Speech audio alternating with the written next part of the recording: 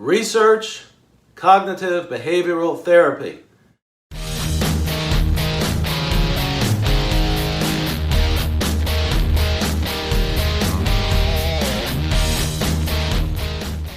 Ladies and gentlemen, welcome once again to the Blue Collar Psychiatrist.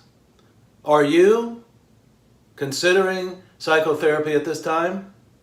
If so, I suggest you familiarize yourself with a type of therapy that is called behavioral psychotherapy or cognitive behavioral psychotherapy.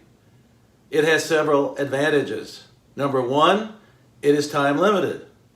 Number two, it is relatively inexpensive. And number three, it is effective with the right patient. Whereas traditional therapy seeks to uncover certain conflicts that you might have and hopefully will get to the bottom of it and resolve the conflict and thereby free up psychic energy so that you can live a happy life. Cognitive behavioral therapy, on the other hand, seeks to focus on your behavior, the behaviors that are causing you problems. Cognitive behavioral psychotherapy is especially effective in certain cases of shyness, lack of assertiveness, fear of public speaking, and even some sexual dysfunctions. I am not ashamed to admit to you that I myself have had psychotherapy in the past. As I look back on my various experiences with therapists, I realized that the most effective therapy that I ever had were from those therapists who were action-oriented, behaviorally oriented. Most of the therapists that I had were so-so. I would say that the results were mixed, and some were terrible. But the ones that stand out in my mind as being most effective are those who focused on behavior, changing behaviors. In my case, I was dealing with severe shyness as a younger person. I couldn't go up to women. It was hard for me even to make friends with guys. I could stay in my little zone, but when it came to socializing, I had a lot of problems. I'm sure I was diagnosed with anxiety and depression and God knows what else by the therapist, the traditional therapist who treated me, but they were not all that effective. I didn't know anything about behavioral therapy at that time, but what if my condition or my shyness was related to just my behavior?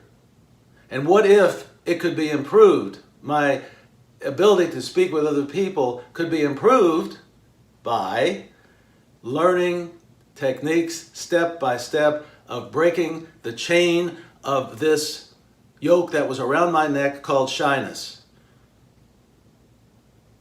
I guarantee you I would have saved tens of thousands of dollars and many years of therapy and a better outcome had I known at that time about behavioral therapy. I had a friend years ago who also had been treated on a number of occasions with traditional psychotherapy. He was referred to another therapist who apparently had a pastoral therapy background.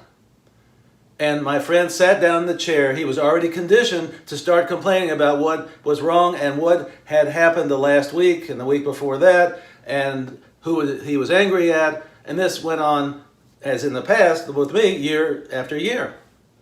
But the therapist stopped him cold and he said, "Well, that's fine, but how are we going to get a date for you this Saturday night?" That is the approach that leads somewhere. Behaviorally oriented.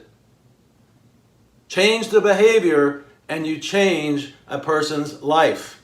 Change the behavior and you change a person's mood.